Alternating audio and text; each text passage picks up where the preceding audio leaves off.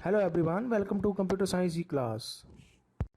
इस वीडियो के अंदर हम कंटिन्यू करेंगे shell commands part 2। First part के वीडियो के अंदर हमने कुछ कमांड्स की थी। अगर आपने अभी तक वो वीडियो नहीं देखा है तो उसका लिंक मैंने इस वीडियो के डिस्क्रिप्शन में दिया हुआ है।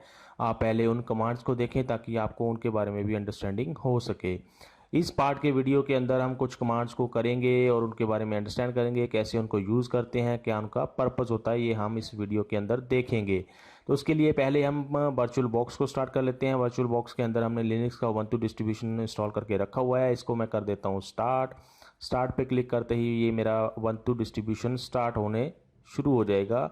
अगर आपको अभी तक नहीं पता है कि कैसे वर्चुअल बॉक्स को इंस्टॉल करना है या उसके अंदर किसी लिनक्स के किसी डिस्ट्रीब्यूशन को कैसे इंस्टॉल करना है, तो उसके लिए मैंने अलग से एक वीडियो बनाई हुई है जिसका लिंक भी मैंने इस वीडियो के डिस्क्रिप्शन में दिया हुआ है। आप उसको चेक करके अपने सिस्टम के अंदर सेम प्रोसेस यूज़ करके जो उस वीडियो में दिखाया हुआ है उससे अपने सिस्टम के अंदर भी किसी उबंटू डिस्ट्रीब्यूशन को या किसी और लिनक्स के डिस्ट्रीब्यूशन को इंस्टॉल कर सकते हैं यूजिंग वर्चुअल बॉक्स। आपको अलग से पूरा का पूरा ऑपरेटिंग सिस्टम इंस्टॉल करने की ज़रूरत नहीं है। विंडोज़ के अंदर ही एज आप एप्लीकेशन सॉफ्टवेयर उसको फिर चला सकते हैं। तो जैसा कि आप यहाँ पे अब देख सकते हैं कि मेरा उबंटू डिस्ट्रीब्यूशन स्टार्ट हो गया और उसका मुझे डेस्कटॉप दिखाई दे रहा है। अब हम स्टार्ट करेंगे शेल कमांड्स को लिखना और यूज़ करना यहाँ पे।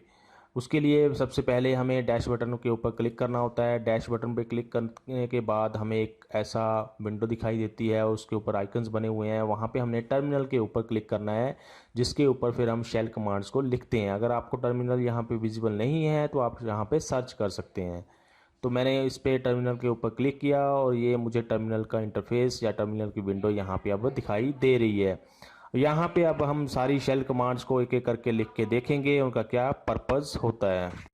तो स्टार्ट करते हैं और देखते हैं फर्स्ट कमांड जो हम इस वीडियो के अंदर देखेंगे। सपोज करो आपने अपने करंट सिस्टम का करंट डेट एंड टाइम देखना है, डिस्प्ले करवाना है स्क्रीन के ऊपर यूजिंग कमांड। तो आप कमांड लिखोगे यहाँ पे डेट कमांड क्या हमें बताती है करंट सिस्टम की करंट डेट और टाइम क्या है, इसके ऊपर अभी हम काम कर रहे हैं। तो वो आप यहाँ पे डिस्प्ले में देख सकते हैं, इसने डिस्प्ले कर दिया है।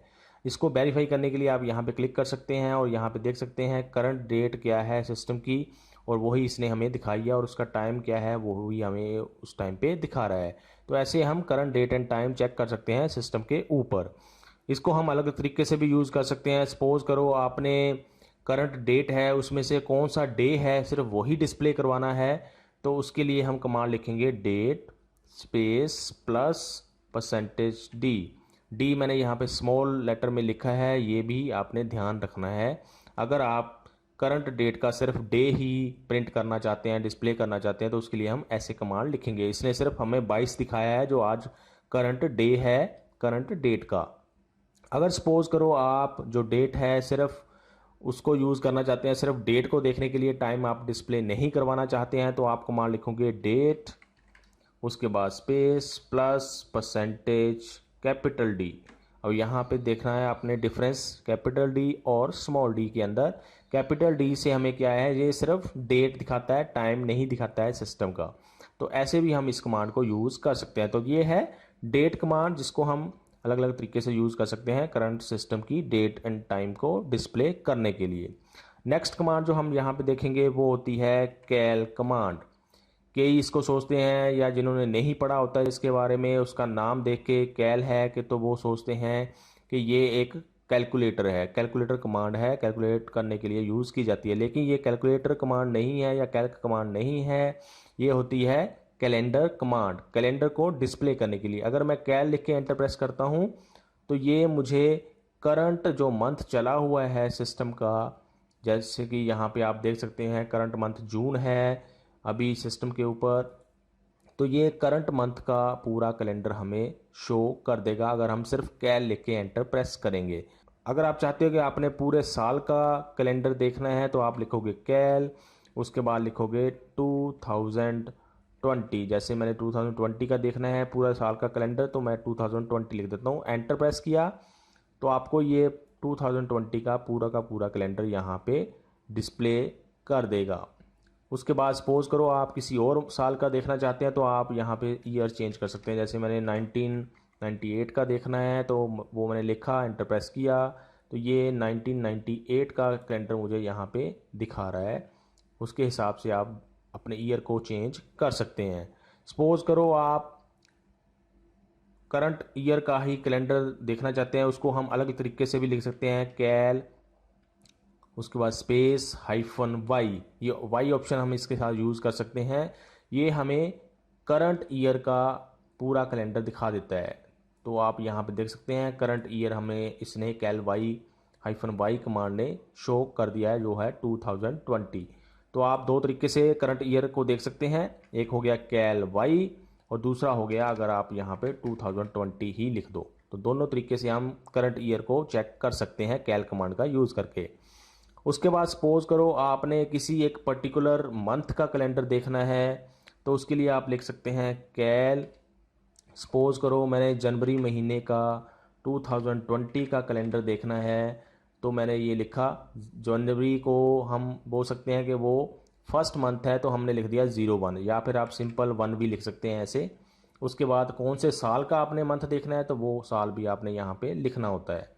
इतना लिख के मैं एंटर प्रेस करता हूँ, तो इसने आप यहाँ पे देख सकते हैं जनवरी महीने का हमें कैलेंडर शो कर दिया है। ऐसे ही आप कोई भी साल का किसी भी महीने का कैलेंडर देख सकते हैं। जैसे मैंने 2048 का देखना है, तो वो आप ऐसे देख सकते हैं, या फिर आपने किसी और महीने का देखना है 12वें महीने का, तो वो आप लिख सकते हैं। तो ऐसे भी आप किसी पर्टिकुलर महीने का किसी पर्टिकुलर साल के अंदर कैलेंडर देख सकते हैं कैल कमांड को यूज़ करके। दूसरा तरीका क्या है, अगर सपोज करो आपने करंट ईयर के अंदर कोई मंथ का कैलेंडर देखना है, तो उसके लिए आप अलग तरीके से भी कर सकते हैं। आप लिख सकते हैं कैल -m भी एक ऑप्शन है जो हम इस कमांड के साथ यूज़ करते हैं। उसके बाद हम लिखेंगे कौन से महीने का करंट ईयर के अंदर कैलेंडर देखना है। जैसे सपोज करो मैंने 12th मंथ का देखना है, तो आप इतना लिख के एंटर प्रेस करोगे, तो ये करंट ईयर का 12th मंथ का या दिसंबर का बोल सकते हैं हमें कैलेंडर शो कर देगा। जो ये वाली ऑप्शन है ये आप करंट ईयर के लिए ही यूज़ कर सकते हैं -m। करंट ईयर का कोई अगर आपने पर्टिकुलर मंथ का कैलेंडर देखना है, इसको आप दूसरे तरीके से भी लिख सकते हैं। जैसे आपने ऊपर भी देखा कैल 12 और 2020, ये भी हमें वही कैलेंडर दिखाएगा, लेकिन लिखने का तरीका हम यहाँ पे देख सकते हैं, अलग अलग तरीके से हम इसको लिख सकते हैं। उसके बाद अगर हम देखें तो अगर सपोज करो आपने देखना है कि कोई भी महीना है उसका कोई भी दिन है, वो पूरे साल का कौन सा दिन है, तो उसके लिए हम कैल कमांड के साथ ऑप्शन यूज़ करते हैं -j। इसको बोलते हैं जूलियन डेट्स। उसके बाद हम लिखेंगे किस महीने का, हमने लिखना है 01 जनवरी महीने का, और उसके बाद हम लिखते हैं 2019। एंटर प्रेस किया मैंने। अब यहाँ पे जो आप देख रहे हो वो आप एक तरह से ये दिखा रहा है कि जनवरी महीने का एक तरह से इसने कैलेंडर हमें दिखा दिया, लेकिन डिफरेंस क्या है, अगर हमने -j यूज़ किया है या फिर हम सीधा ही लिख देते हैं -j के बिना, तो दोनों में डिफरेंस क्या है। यहाँ पे आप देख के इसको आप डिफरेंस पता नहीं लगा सकते हैं, क्योंकि जनवरी महीने का है। लेकिन अगर हम सपोज करो जनवरी की बजाय यहाँ पे फरवरी कर देते हैं 02, तो इसका कैलेंडर आपने देख रहे हो। अगर मैं इसको -j के साथ यूज़ करते हैं हम, तो डिफरेंस अब आपको पता चलेगा कि अगर हम पूरा कैलेंडर देखना चाहते हैं तो हम सीधा यूज़ करेंगे, -j यूज़ नहीं करेंगे। अगर हम चाहते हैं कि हमने उस पर्टिकुलर दिन का साल के अंदर कौन सा दिन है वो देखना है, तो आप -j यूज़ कर सकते हैं इस कमांड के साथ। जैसे कि हमें पता ही है जनवरी महीने में 31 डेज़ होते हैं, तो जो फरवरी का पहला दिन है वो 32nd डे है पूरे साल का। तो अगर आपने वो देखना है तो आप यहाँ से हम कर सकते हैं। ऐसे ही जो दूसरा दिन होगा फरवरी का वो 33rd डे होगा पूरे साल का। तो ये जो -j होता है ये पूरे साल के अंदर हमें बताता है कि कौन सा दिन है जो भी हमने कैलेंडर के अंदर डिस्प्ले किया होता है। तो आप इसको ऐसे भी यूज़ कर सकते हैं। अगर आप चाहते हैं कि पूरे साल का हमने देखना है कि कौन सा डे कितने नंबर पे आता है या कौन सा उसका नंबर है किसी ईयर के अंदर, तो आप ऐसे भी लिख सकते हैं। सपोज करो ये तो हमने मंथ के लिए यूज़ किया था, हम चाहते हैं पूरे साल का, तो आप लिख सकते हैं कैल -j 2019 एंटर प्रेस किया तो ये पूरे साल का आपको जूलियन डेट्स यहाँ पे दिखा देगा। 2019 की जनवरी महीने में तो सेम ही आएगा क्योंकि 31 डे है और शुरू से ही हम कर रहे हैं। जो अगला महीना आया 32, 33 ऐसे ही 40, 59 तक गया ये। उसके बाद मार्च आ गया 60, 61 ऐसे 90 तक गया ये। अप्रैल 91 शुरू हो गया। तो ये होती हैं जूलियन डेट्स, जो पूरे का पूरे साल का हमें पूरे डेज बताता है कि कौन सा पर्टिकुलर महीने के अंदर डे जो है उसका क्या डे है, उसका क्या नंबर है पूरे साल के अंदर। जो लास्ट में हमें पता है 2019 के अंदर 365 डेज थे, तो यहाँ पे आप देख सकते हैं जो लास्ट डे है वो 365 यहाँ पे ये हमें दिखा रहा है। तो ऐसे भी आप कैल कमांड को यूज़ कर सकते हैं अपने सिस्टम के अंदर। तो ये थी पूरी कैल कमांड जिसको आप अलग अलग तरीके से यूज़ कर सकते हैं। इसमें थोड़ी सी आपको कन्फ्यूज़न हो सकती है, लेकिन अगर दोबारा से अगर आप वीडियो को ध्यान से देखो या आप प्रैक्टिस करके देखो तो आपको पूरा क्लियर हो जाएगा। उसके बाद जो नेक्स्ट कमांड हमने करनी है वो है कॉपी कमांड। कॉपी कमांड अगर आपने यूज़ करनी है तो उसके लिए सीपी कमांड होती है। अगर आपने फाइल्स को या पूरे के पूरे फोल्डर या डायरेक्टरी को कॉपी करना है तो उसके लिए हम सीपी कमांड यूज़ करते हैं शेल कमांड के अंदर। तो उसको लिखते कैसे हैं, सपोज़ करो हमारे पास डायरेक्टरी है, जैसे होम फोल्डर है ये हमारे पास, इसके अंदर ये 3 फाइल्स बनी हुई हैं या ये डायरेक्टरीज बनी हुई हैं। इनको हम कॉपी करने की कोशिश करेंगे, देखेंगे कैसे करेंगे सीपी कमांड का यूज़ करके। तो पहले हम क्या करते हैं, हम फर्स्ट डॉट sh नाम की ये फाइल है इसको कॉपी करते हैं किसी दूसरी फाइल के अंदर। अब यहाँ पे 2 तरीके हो सकते हैं। सपोज़ करो आप जो दूसरी फाइल का नाम देते हो वो पहले से नहीं बनी हुई है, तो उसके वो फाइल बन जाएगी और उसके अंदर सारा डाटा इस फाइल का कॉपी हो जाएगा। अगर वो फाइल पहले से बनी हुई है, सपोज़ करो इस फाइल को मैं इस फाइल के अंदर कॉपी करने की कोशिश करता हूँ, तो जो पहले से बनी हुई फाइल है उसके अंदर जो भी पहले से लिखा हुआ होगा वो सारा डिलीट हो जाएगा और जो हम फाइल कॉपी कर रहे हैं वो उसका डाटा उस फाइल के अंदर चला जाएगा। तो इसको हम करके देखते हैं। टर्मिनल के ऊपर हम लिखते हैं सीपी, उसके बाद हमने लिखना है पहली फाइल का नाम जिसको हम कॉपी करना चाहते हैं, जैसे हमने करनी है first.sh। ये मैं यहाँ पे आपको क्यों दिखा रहा हूँ, क्योंकि अभी हम होम डायरेक्टरी के अंदर काम कर रहे हैं। आपको पहले भी बताया हुआ है, जो यहाँ पे 12 सिंबल आप यहाँ पे देखते हैं इसका मतलब हम होम डायरेक्टरी के अंदर काम कर रहे होते हैं। तो इसीलिए मैं आपको यहाँ पे दिखा रहा हूँ। हो सकता है आप किसी और फोल्डर के अंदर काम कर रहे हो, तो आपने उस फोल्डर के अंदर चेक करना है, उसके हिसाब से फिर फाइल्स को आप कॉपी कर सकते हैं या फिर उसके हिसाब से फिर पाथ आप चेंज कर सकते हैं जो हम यहाँ पे कमांड के साथ लिखते हैं। तो मैंने लिखा first.sh भी आपने लिखना है साथ में, क्योंकि फाइल के नाम में sh भी है। उसके बाद हम क्या करेंगे, किस फाइल के अंदर हम इसको कॉपी करना चाहते हैं। सपोज़ करो अभी मैं लिख देता हूँ न्यू फाइल, उसका नाम रख दिया, जो नई फाइल मैं बनाना चाहता हूँ जिसके अंदर ये फाइल का पूरा मैं डाटा कॉपी करके रखना चाहता हूँ। इतना लिख के मैंने एंटर प्रेस किया। इसने कुछ हमें यहाँ पे डिस्प्ले नहीं किया, लेकिन एरर भी कोई नहीं आया, तो इसका मतलब ये जो कमांड है वो रन हो गई है और इसका यहाँ पे इफेक्ट हम देख सकते हैं, न्यू फाइल बन गई है। इसका अगर हमने चेक करना है कि इसके अंदर क्या आया है तो इसको हम डबल क्लिक करके ओपन करके देख सकते हैं। ये हम देख सकते हैं कि यहाँ पे 4 लाइनों का कुछ कोड आया है या 4 लाइनें लिखी हुई हैं जो नई फाइल बनी है। इसको हम दूसरी फाइल के साथ वेरीफाई कर सकते हैं कि क्या इसका सारा डाटा वहाँ पे आ गया है। यस, इसके अंदर भी 4 लाइन्स हैं और यही सारी लाइंस उसके अंदर कॉपी हो गई हैं जो नई फाइल यहाँ पे बनी है। अब सपोज़ करो मैं इस फाइल के अंदर थोड़ा सा चेंज करता हूँ। पहली फाइल के अंदर यहाँ पे मैं ये चीज़ हटा देता हूँ, इसको मैं कर देता हूँ सेव, फाइल में जाके सेव, फिर इसको मैं क्लोज़ कर देता हूँ। अब इसी फाइल को मैं इस एग्जिस्टिंग फाइल के अंदर कॉपी करना चाहता हूँ, तो मैं कमांड वही लिखूँगा। इसके अंदर पहले हम वेरीफाई कर लेते हैं कि 4 लाइनों का कोड था, लेकिन जो हमने फाइल अब कॉपी करनी है उसमें 3 लाइनों का कोड है। तो इफेक्ट क्या होगा वो हम यहाँ पे देखते हैं। कमांड हमने सारी यही लिखनी है, क्योंकि न्यू फाइल अब हमारी बनी हुई है तो ये दोबारा से नहीं बनेगी, या आप कह भी सकते हैं कि दोबारा से बनेगी क्योंकि ओवरराइट होती है तो पुराना डाटा डिलीट हो जाता है, नया डाटा इसमें ऐड हो जाता है। एंटर प्रेस किया मैंने। अब हम इसके अंदर वेरीफाई करते हैं कि इसके अंदर क्या आया है। पहले इसके अंदर 4 लाइन्स का कोड था या 4 लाइनें लिखी हुई थी। अब यहाँ पे आप देख सकते हैं कि 3 लाइन्स इसमें लिखी हुई हैं जो फाइल हमने कॉपी किया था वही डाटा इसके अंदर अब आ गया है। पुराना डाटा डिलीट हो गया और नया डाटा इसके अंदर आ गया उस फाइल से जो हमने कॉपी की है। तो ये होगी फाइल टू फाइल अगर हमने कॉपी करना है।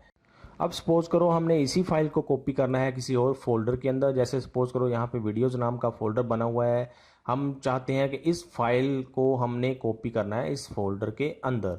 यहीं भी नहीं करना है हमने कॉपी, इस फाइल को इस फोल्डर के अंदर हमने कॉपी करना है। तो उसके लिए हम कमांड लिखेंगे यही जो हम यहाँ पे चाहते थे कॉपी करना है first.sh को। उसके बाद हमने लिखना है कि हमने जाना है वीडियोज़ नाम के फोल्डर के अंदर।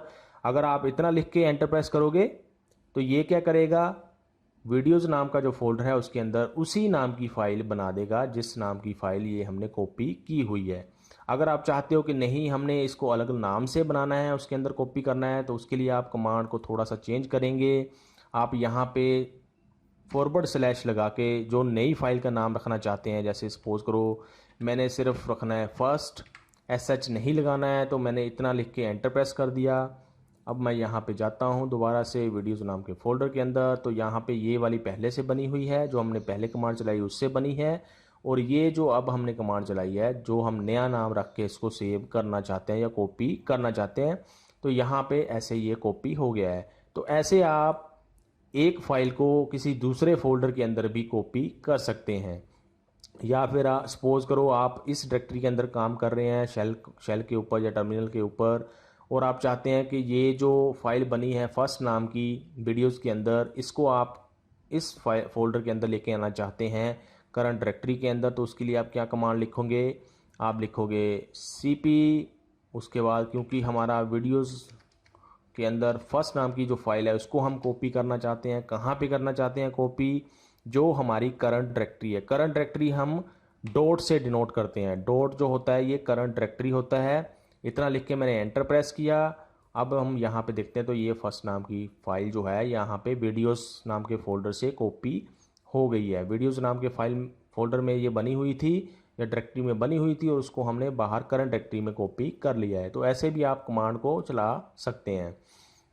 उसके बाद सपोज करो आपने एक से ज़्यादा फाइल्स को कॉपी करना है किसी फोल्डर के अंदर, तो उसके लिए आप कमांड क्या लिखेंगे, आप लिखेंगे सेम कमांड। उसके बाद फाइल का नाम हमने दूसरी का भी यहाँ पे लिखना होता है जो हम कॉपी करना चाहते हैं। जैसे पहली होगी first.sh और दूसरी मैं कर लेता हूँ सपोज करो थर्ड जो फाइल है उसका कॉपी कर लेता हूँ।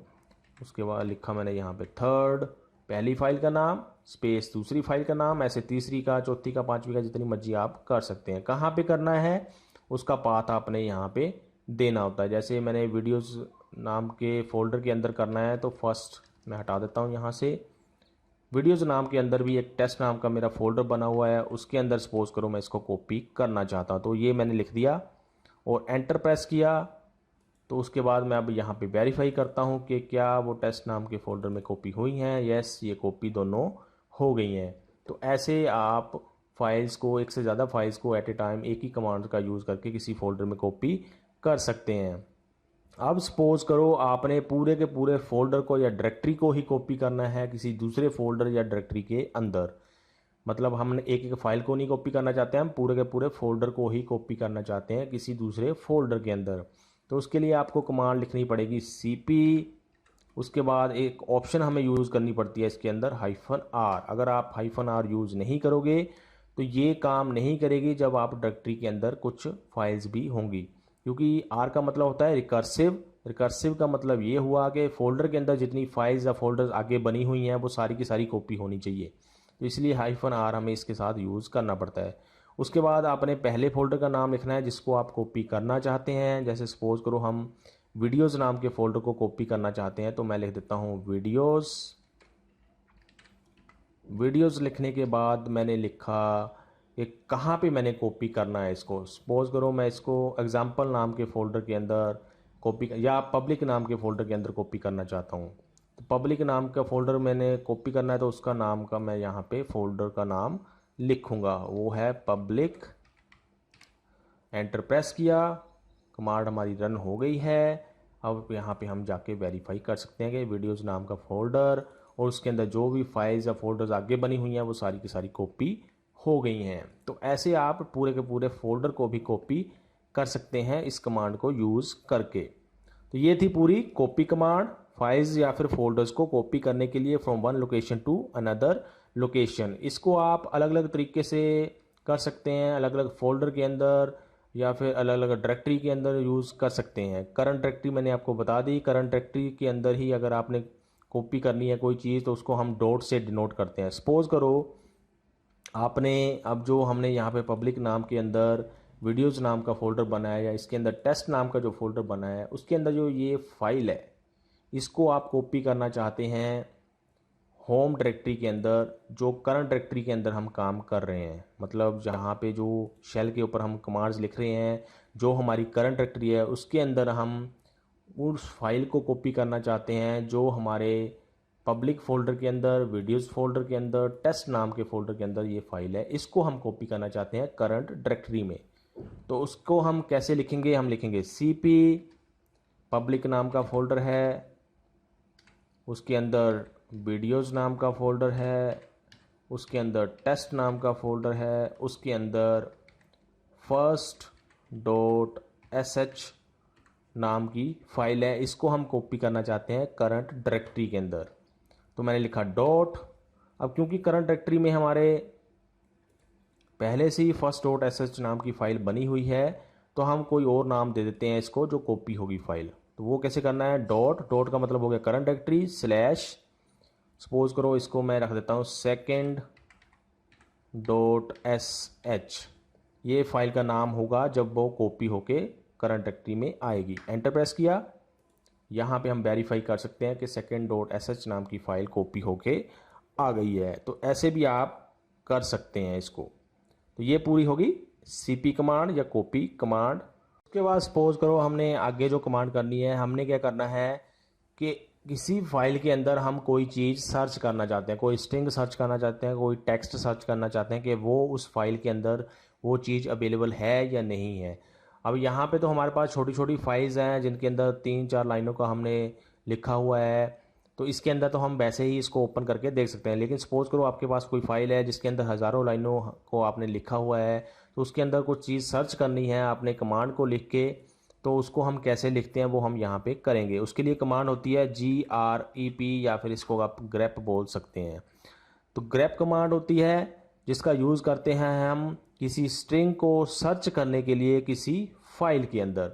मतलब फाइल में अगर आपने कुछ सर्च करना है कि ये चीज़ अवेलेबल है फाइल के अंदर लिखी हुई है या नहीं लिखी हुई है, तो उसके लिए हम ग्रेप कमांड को यूज़ करते हैं। तो आपने लिखना है ग्रेप, उसके बाद हम लिखते हैं यहाँ पे कि क्या चीज़ हमने सर्च करनी है। सपोज़ करो मैंने सर्च करना है, डबल कोट्स में आपने लिखना है इसको, सपोज़ करो मैंने सर्च करना है WD, किस फाइल के अंदर सर्च करना है वो फाइल का नाम लिखना है। सपोज़ करो मैं सर्च करना चाहता हूँ first.sh, ये मेरी फाइल है करंट डायरेक्टरी के अंदर जिसके अंदर मैं काम कर रहा हूँ, जो यहाँ पे आप देख सकते हैं।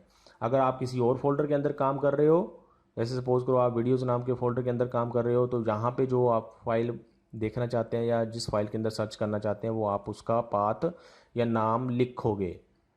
आप किसी और डायरेक्टरी के अंदर भी फाइल के अंदर भी सर्च कर सकते हैं जो किसी और डायरेक्टरी के अंदर हो, ज़रूरी नहीं है करंट डायरेक्टरी के अंदर की जो फाइल्स हैं उनमें ही हम सर्च कर सकते हैं। वो हम आगे देखते हैं उसके लिए हमने कैसे लिखना है। तो ये हो गया, इतना लिख के मैंने एंटर प्रेस किया। तो ये क्या बता रहा है हमें कि इसको कुछ नहीं मिला, first.sh के अंदर WD नाम का कुछ नहीं मिला। अगर हम वेरीफाई करना चाहें तो हम इस फाइल को देख सकते हैं कि इसमें WD नाम का कुछ नहीं लिखा हुआ है।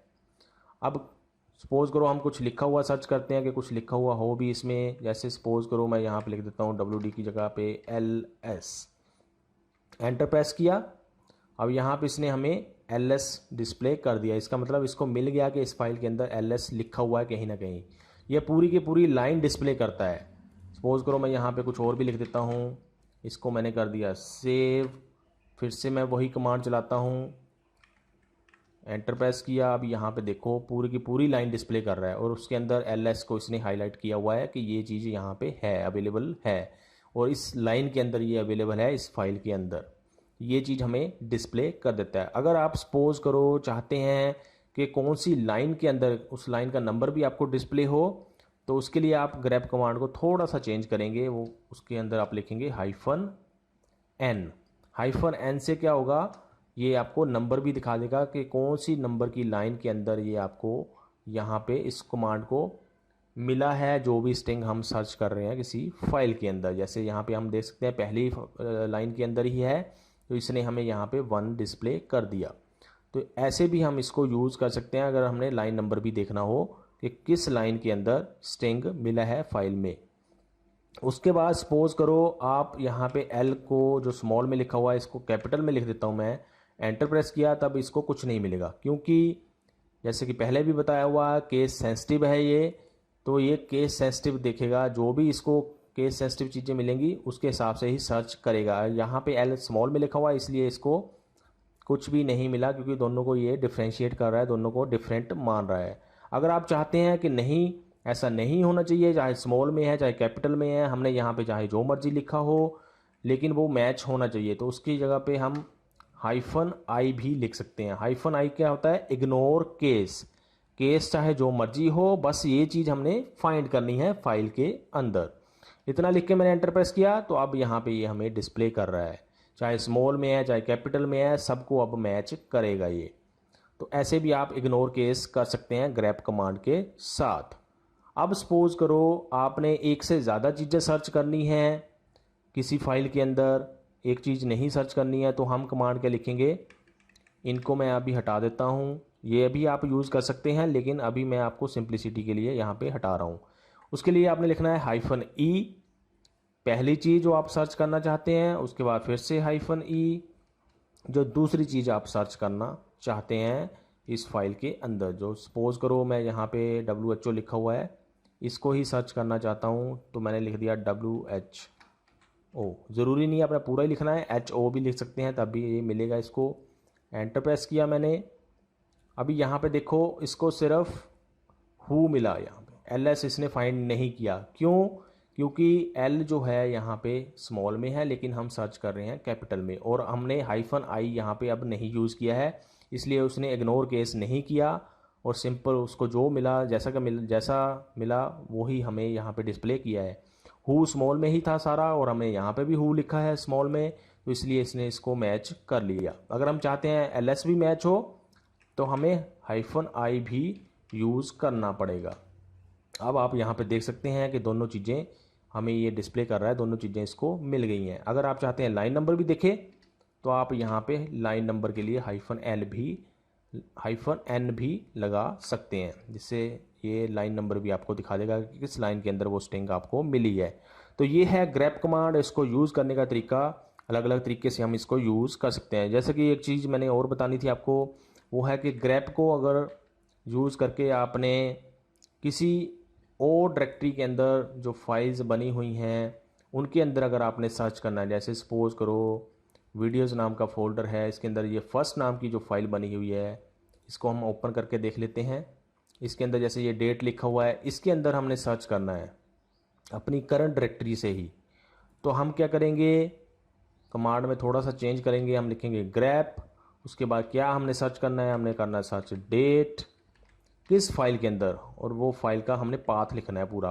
अब यहाँ पे हमें पाथ लिखना पड़ेगा क्योंकि करंट डायरेक्टरी में वो फाइल नहीं है। तो करंट डायरेक्टरी में वीडियोज़ नाम का फ़ोल्डर है और उसके अंदर हमारी फर्स्ट नाम की फ़ाइल है, इसके अंदर अब हमने सर्च करना है। एंटर प्रेस किया तो यहाँ पे इसने डेट हमें दिखा दी। अगर हम चाहते हैं कि नंबर भी दिखाए, -n हम इसके साथ लगा सकते हैं। तो ये ऐसे भी आप यूज़ कर सकते हैं ग्रैप कमांड को शेल कमांड के अंदर या टर्मिनल के ऊपर। जो लास्ट कमांड अभी हमने इस वीडियो के अंदर कवर करनी है वो है कमांड फाइंड कमांड। अब फाइंड कमांड और ग्रैप कमांड में डिफरेंस होता है। ग्रैप कमांड को हम यूज़ करते हैं किसी फाइल के अंदर कोई चीज़ सर्च करने के लिए, और जो फाइंड कमांड होती है वो हम यूज़ करते हैं ताकि हम किसी पर्टिकुलर फाइल को ही फाइंड कर सकें किसी डायरेक्टरी के अंदर या फोल्डर के अंदर। तो दोनों में आपको कन्फ्यूज़न नहीं होनी चाहिए। तो हम यहाँ पे यूज़ करना स्टार्ट करते हैं इसको। पहले हम इसको क्लियर कर लेते हैं ताकि हमारी स्क्रीन जो है वो क्लियर हो जाए। अब हम यहाँ पे लिखेंगे फाइंड। फाइंड का मतलब, कमांड का मतलब ये हुआ कि हमने फाइल्स को सर्च करना है कि क्या वो हमारी डायरेक्टरी के अंदर या हमारे सिस्टम के ऊपर एग्जिस्ट करती हैं या करती हैं, तो उसका पाथ ही हमें डिस्प्ले कर देता है। तो वो कैसे करना है, फाइंड, उसके बाद हमने लिखना है हाइफन नेम, कि हमने नाम से सर्च करना है फाइल को, ये इसके साथ ऑप्शन हम यूज़ करते हैं। उसके बाद क्या आपका नाम होगा फाइल का वो हमने यहाँ पे देना है।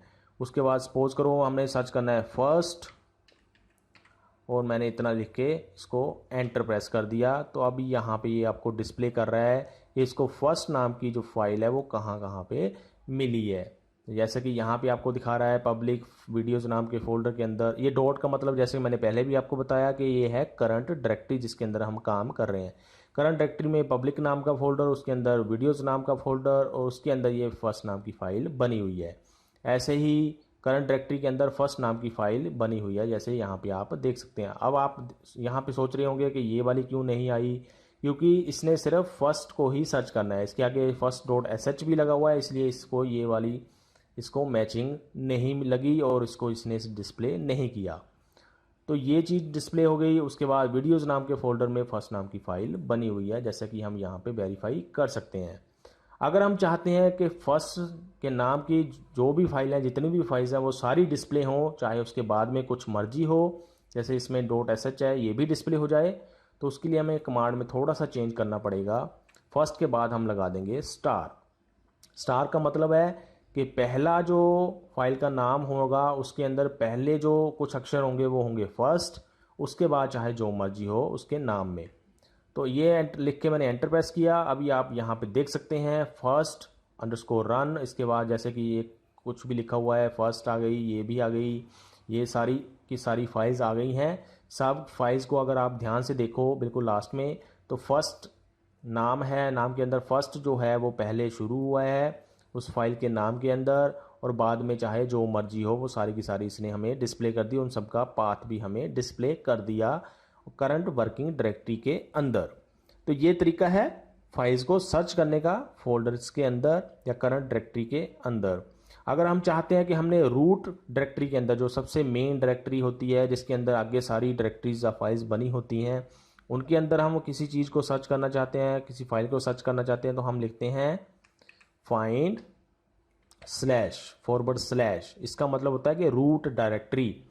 इतना लिख के हम एंटर प्रेस करेंगे। अगर स्टार मैं यहाँ से हटा देता हूँ, मैं सिर्फ फर्स्ट को ही सर्च करना चाहता हूँ, एंटर प्रेस किया, तो ये रूट डायरेक्टरी के अंदर जितने भी फोल्डर्स बने होंगे सबको सर्च करेगा, जितने भी सिस्टम के अंदर फोल्डर्स बने होंगे सबको सर्च करेगा और बहुत लंबी सी आपको लिस्ट दिखाएगा। अब यहाँ पे आप देख सकते हैं परमिशन डिनाइड भी लिखा हुआ है कई जगह पे, इसका मतलब यहाँ पे परमिशंस नहीं है फाइल्स को सर्च करने की, या उस यूज़र के पास परमिशन नहीं है जो ये यूज़र कमांड को लिख रहा है, लेकिन ये सर्च कर रहा है पूरे रूट फोल्डर के अंदर, उसके अंदर जितनी भी डायरेक्टरीज बनी हुई हैं उन सब के अंदर फर्स्ट नाम की फाइल्स को अगर मिलती हैं तो वो उसको यहाँ पे डिस्प्ले करता जाएगा। जैसे यहाँ पे ये डिस्प्ले हो रही हैं, फर्स्ट इनका नाम है, वो आप यहाँ पे लिस्ट के अंदर चेक कर सकते हैं। तो ये थोड़ा सा टाइम लेगी चलने के लिए, क्योंकि पूरे के पूरे लगभग आप कह सकते हैं कि सिस्टम के अंदर ये चेक कर रहा होता है।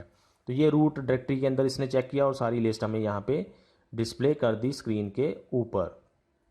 अगर आप ऐसे ही सपोज करो होम डायरेक्टरी के अंदर चेक करना चाहते हैं कि होम डायरेक्टरी में ही सर्च करें, तो हम यहाँ पे 12 सिंबल लगा सकते हैं। 12 सिंबल होता है होम डायरेक्टरी के लिए। एंटर प्रेस किया तो होम डायरेक्टरी के अंदर आप यहाँ पे देख सकते हैं होम, स्टूडेंट नाम के अंदर, पब्लिक नाम के अंदर, वीडियोज़ नाम के फोल्डर में फर्स्ट बनी हुई है। ऐसे ही ये हमें इसने डिस्प्ले कर दिए हैं। यहाँ पे अगर हम स्टार चाहें तो स्टार भी लगा सकते हैं। पहले मैंने इसलिए नहीं लगाया ताकि थोड़ा सा सर्च जो है वो फास्ट हो सके। अब क्योंकि इसके अंदर ज़्यादा सर्च नहीं करनी थी इसलिए मैंने यहाँ पे स्टार भी यूज़ कर लिया। तो अभी आप इसका रिजल्ट्स भी यहाँ पे स्क्रीन के ऊपर देख सकते हैं। उसके बाद सपोज करो आपने किसी पर्टिकुलर फोल्डर के अंदर फाइल्स को सर्च करना है, तो आप उसके लिए कमांड लिखेंगे फाइंड। जैसे सपोज करो हमने वीडियोज़ नाम के फोल्डर के अंदर सर्च करना है, हमारी करंट डायरेक्टरी के अंदर वीडियोज़ नाम का फोल्डर बना हुआ है, इसके अंदर हमने फाइल्स को सर्च करना है, तो हम ऐसे लिखेंगे find videos name first star लगा दिया हमने, उसके आगे एंटर प्रेस किया। तो अब ये वीडियोस के अंदर जो जो फाइल्स बनी होंगी फर्स्ट नाम की, जिसका पहला नाम का पहले कुछ अक्षर फर्स्ट होंगे, तो वही हमें ये डिस्प्ले करेगा, बाकी फ़ोल्डर से इसको कोई लेना देना नहीं है इस कमांड को। अगर आप चाहते हैं, सपोज़ करो आपने एक से ज़्यादा फ़ोल्डर्स के अंदर सर्च करना है, तो आप लिखेंगे, पहले फ़ोल्डर का नाम लिख दिया। अब सपोज़ करो हमने पब्लिक नाम के फ़ोल्डर के अंदर भी सर्च करना है, पब्लिक लिख दिया मैंने, एंटर प्रेस किया। अभी आप यहाँ पे देख सकते हैं वीडियोज़ नाम के फ़ोल्डर्स में फाइल्स को सर्च करके दिखा रहा है, और पब्लिक नाम के फ़ोल्डर में भी फाइल्स को सर्च करके हमें ये स्क्रीन के ऊपर दिखा रहा है। उनका पाथ हमें पूरा ये डिस्प्ले कर देता है स्क्रीन के ऊपर। तो ऐसे भी आप एक से ज़्यादा फ़ोल्डर्स के अंदर फाइल्स को सर्च कर सकते हैं, उनके नाम को सर्च कर सकते हैं। अब सपोज़ करो यहाँ पे मैं फर्स्ट का F जो है वो कैपिटल कर देता हूँ, एंटर प्रेस किया। अभी इसने हमें कोई रिज़ल्ट नहीं दिखाया, जैसे कि मैंने आपको पहले बताया केस सेंसिटिव है। तो अभी इसको अगर आप करना चाहते हैं कि केस सेंसिटिव ना रहे, केस को इग्नोर कर दे, तो हम यहाँ पे नेम की जगह पे आई नेम लिखते हैं, एंटर प्रेस किया। अब ये इग्नोर केस करके सारी फाइल्स को डिस्प्ले कर देगा जो भी मैचिंग होंगी। तो ऐसे भी आप इसको कर सकते हैं। अब जो लास्ट हमने इसमें देखना है कि अगर सपोज़ करो आप चाहते हैं कि जो नाम हम सर्च कर रहे हैं वो सिर्फ किसी डायरेक्टरी का हो, किसी फाइल का ना हो, या फोल्डर का हो, किसी फाइल का ना हो, तो उसके लिए हम इसके साथ एक चीज़ और यूज़ कर सकते हैं। जैसे सपोज़ करो, ये मैं हटा देता हूँ, अभी इनको भी आप यूज़ कर सकते हैं, लेकिन सिंप्लिसिटी के लिए मैं यहाँ पर लिख रहा हूँ टाइप। टाइप में हम स्पेसिफाई करते हैं कि हम फाइल को सर्च करना चाहते हैं, तो उसके लिए हम F लिख देंगे। अगर हम चाहते हैं कि डायरेक्टरी हमने सर्च करनी है या फोल्डर सर्च करना है जिसका नाम ये हो, तो हम D लिख देंगे, एंटर प्रेस किया। अब इसको इस नाम का कोई भी डायरेक्टरी नहीं मिली हमारे करंट फोल्डर के अंदर, लेकिन अगर मैं यही लिख के F लिख देता हूँ यहाँ पे, तो ये हमें अब यहाँ पे लिस्ट शो करेगा, जो भी फाइल्स बनी होंगी वो सारी हमें यहाँ पे डिस्प्ले कर देगा। अब ये दोनों में डिफरेंस क्या हुआ, हमने क्यों यूज़ किया इसको। सपोज़ करो मैं यहाँ पे इसको ना ही लिखूँ, एंटर प्रेस किया, तब भी इसने हमें वही लिस्ट दिखाई जो यहाँ पे दिखा रहा है, वही यहाँ पे दिखा रहा है। अभी डिफरेंस कहाँ पे आएगा, डिफरेंस अगर आपने देखना है तो यहाँ पे मैं एक फ़ोल्डर पहले क्रिएट कर देता हूँ। फ़ोल्डर का मैंने रख दिया नाम फर्स्ट फोल्डर, और एंटर किया मैंने। फर्स्ट फोल्डर नाम का ये फ़ोल्डर हमारा या डायरेक्टरी हमारी बन गई। अब हम कमांड को चलाते हैं इस वाली को जिसके अंदर हमने टाइप नहीं लिखा हुआ है, एंटर प्रेस किया। अभी अगर आप यहाँ पे देखो तो यहाँ पे ये जो यहाँ पे डिस्प्ले कर रहा है, ये फाइल्स को भी डिस्प्ले कर रहा है उनका पाथ, और फोल्डर्स को भी डिस्प्ले कर रहा है जो हमने ये फ़ोल्डर बनाया है। इसमें अगर हमने सिर्फ चाहते हैं कि हमें फाइल्स का ही हमें पाथ दिखाए, तो हमें टाइप यूज़ करना पड़ता है। तो टाइप F लिखा, बाकी कमांड में कोई चेंज नहीं है, इसको आप इससे कंपेयर कर सकते हैं। हमने सिर्फ यहाँ पे टाइप यूज़ किया है अब, और F यूज़ किया है ताकि हम सिर्फ फाइल्स की लिस्ट यहाँ पे देख सकें। अभी अगर आप इसको कंपेयर करो इस वाले से, तो यहाँ पे फर्स्ट फोल्डर डिस्प्ले हो रहा था, लेकिन यहाँ पे अब डिस्प्ले नहीं हो रहा है। ऐसे ही अगर आप उल्टा करना चाहते हैं कि आप चाहते हैं सिर्फ डायरेक्टरीज़ को डिस्प्ले करे, फाइल्स को डिस्प्ले ना करे, तो एंटर प्रेस किया, तो अभी यहाँ पे देख सकते हैं आप सिर्फ डायरेक्टरी की लिस्ट हमें ये दिखा रहा है। तो ऐसे भी आप फाइंड कमांड को यूज़ कर सकते हैं। तो ये सारी कमांड्स थी जो हमने इस वीडियो के अंदर कवर करनी थी। आई होप सारी कमांड्स के बारे में आपको पता चल गया होगा कि क्या उनका पर्पज़ होता है, कैसे हम उसको यूज़ कर सकते हैं, कौन कौन सी उसके साथ ऑप्शंस हम यूज़ कर सकते हैं। ये सारी चीज़ें आपको पता चल गई होंगी। अगर आपको फिर भी कोई क्वेश्चन है, कुछ नहीं समझ आया किसी कमांड के बारे में, तो आप कमेंट सेक्शन के अंदर पूछ सकते हैं। अभी के लिए इस वीडियो के अंदर इतना ही। Thanks for watching.